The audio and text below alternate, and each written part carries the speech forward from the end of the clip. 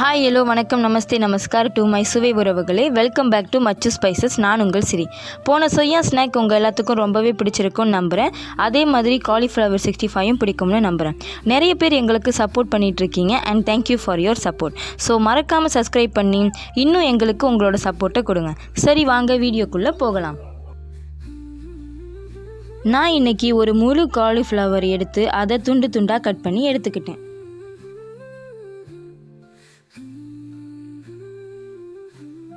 ஒரு பாத்திரத்தில் நான் நறுக்கி வச்சுருந்த எல்லா காலிஃப்ளவரையும் போட்டு அது மூழ்கிற அளவுக்கு சுடு தண்ணி ஊற்றிக்கிட்டேன்.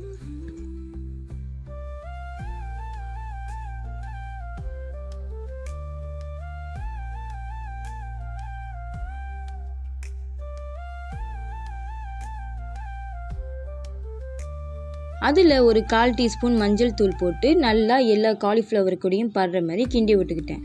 அது கூடவே 1 டீஸ்பூன் உப்பு போட்டு நல்லா கிண்டி அப்படியே 5 நிமிஷம் விட்டுட்டேன்.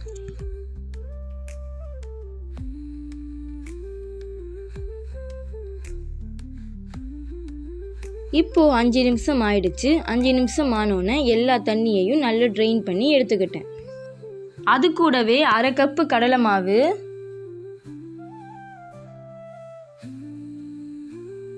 2 டேபிள் ஸ்பூன் அரிசி மாவு, 2 டேபிள் ஸ்பூன் சோள மாவு, 1 டீஸ்பூன் மிளகாய்த்தூள், 1/4 டீஸ்பூன் மஞ்சள் தூள், 1/2 teaspoon garam masala, 1 teaspoon ginger garlic paste, 1 tablespoon தயிர் எல்லாத்தையும் போட்டு நல்லா கலந்து விட்டுருங்க. எல்லா காலிஃப்ளவர் கூடயும் ஒட்டணும்.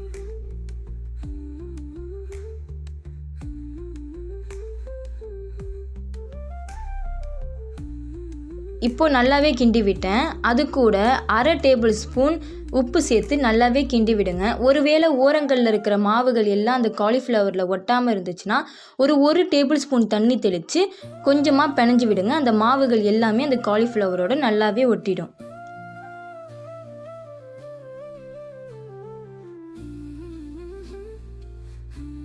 இப்போ காலிஃப்ளவர் எல்லாமே பொரிக்க ரெடி ஆயிடுச்சு. இப்போ பார்த்தீங்கன்னா அந்த காலிஃப்ளவரில் அந்த மாவெல்லாம் எவ்வளோ அழகாக ஒட்டியிருக்குன்னு உங்களுக்கே தெரியும். ஒரு பேன் எடுத்துக்கிட்டேன். அதில் 1 கப்பு எண்ணெய் ஊற்றி எண்ணெய் நல்லா சூடாக ஆரம்பித்தோன்னே ஒவ்வொரு காலிஃப்ளவராக எடுத்து அதில் ஒவ்வொன்றா ஆட் பண்ண ஆரம்பித்தேன். காலிஃப்ளவர்ஸை நம்ம பொரிக்கும் போது லோ ஃப்ளேம்லேருந்து மீடியம் ஃப்ளேம் வச்சுக்கலாம், இல்லாட்டி மீடியத்துலேருந்து லோ வச்சுக்கலாம். ஹை ஃப்ளேம் நம்ம போனோம்னா அதோட கலரு ரொம்பவே ஒரு கரிஞ்ச கலருக்கு மாறிடும். இப்போ பார்த்தீங்கன்னா காலிஃப்ளவர் எல்லாமே நல்லா பொரிய ஆரம்பிச்சிடுச்சு. கொஞ்சமாக 2 பக்கமும் வேகிற மாதிரி திருப்பி போட்டேன்.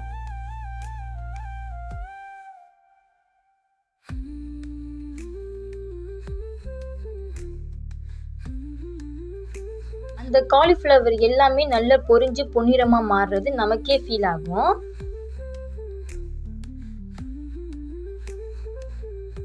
இப்போ பார்த்தீங்கன்னா இந்த காலிஃப்ளவர் நல்ல பொன்னிறமாயிருச்சு. இந்த ஸ்டேஜில் நம்ம எல்லா காலிஃப்ளவரையும் எடுத்து வெளில வச்சுக்கலாம். இதே மாதிரி எல்லா காலிஃப்ளவரையும் பொரித்து எடுத்துக்க வேண்டியது தான்.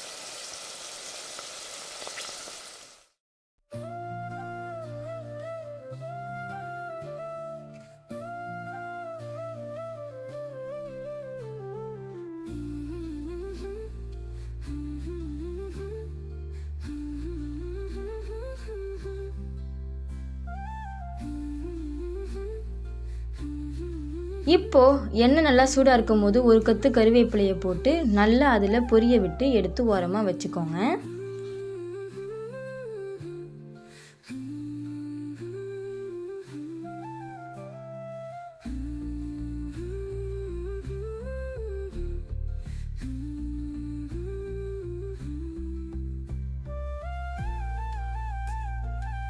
நான் பொரித்து எடுத்து வச்சுருந்த கறிவேப்பிலையை கார்னிஷ்காக கொஞ்சமாக மேலே தூவிக்கிட்டேன். அவ்வளோதாங்க, சுவையான காலிஃப்ளவர் 65 ரெடி பண்ணியாச்சு. அருமையான சுவைக்கும் எளிமையான செய்முறைக்கும் லைக் பண்ணுங்கள், ஷேர் பண்ணுங்கள், மறக்காமல் சப்ஸ்கிரைப் பண்ணுங்கள். தேங்க்யூ ஃபார் வாட்சிங் மை வீடியோ சுவை உறவுகளே.